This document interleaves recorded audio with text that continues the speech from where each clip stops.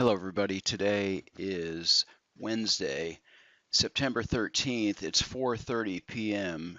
Eastern Standard Time. The markets just closed about 30 minutes ago. On my left in the time and sales, you can see the settlement trades going off at 24.95. It was in kind of a slow day for the auto trader. It was absolutely the worst kind of day for trading, and I'll show you why. Okay, so this is a 3-minute chart. The high of the day was 24.95.50, and the low of the day was 24.90.50. We had a range of 5 points today. The market just went sideways. From a volume or market profile standpoint, it was a balanced session with a really small range, and so there was just very little movement in the financial indices today. So here's our market profile chart, and again we see our range of only about 5 points. If I kind of scrunch this up, we can see what happened. So here's this kind of run up. This is the beginning of the week here. So we kind of had a nice run of 30 points, and now we're just going sideways. The market's consolidating. Today was an extremely narrow range. And then finally, here's a daily chart. And we broke above the highs here, and range is narrowing, and I guess they're still trying to figure out what to do here.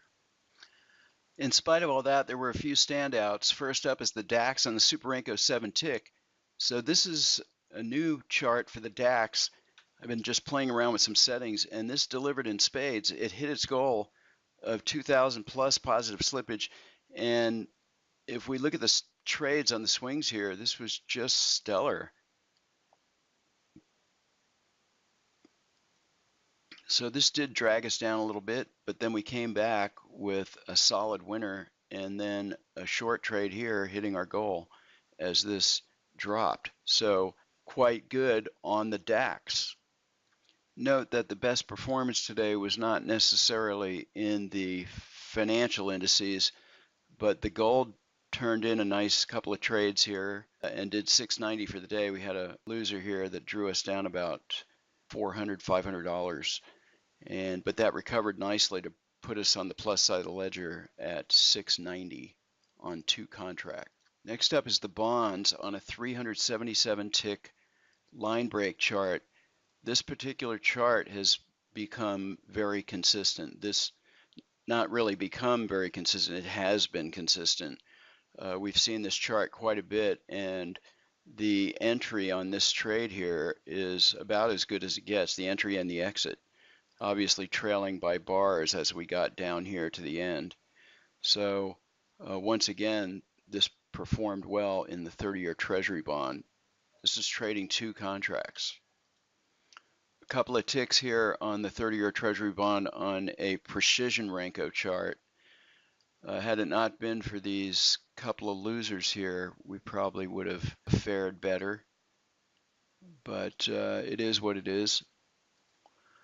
Last but not least is the E-mini S&P on a 5-minute chart. I've just started following this on a 5-minute chart, and considering the kind of day it was, these are pretty good signals on the indicators. And what's making this work is we're only entering on a pullback of a point, and you can see our volatility stop right here. If we're wrong, we only have a few ticks to go, and then we'd be stopped out by a reversal. So the risk on these particular trades was actually pretty low. Same up here.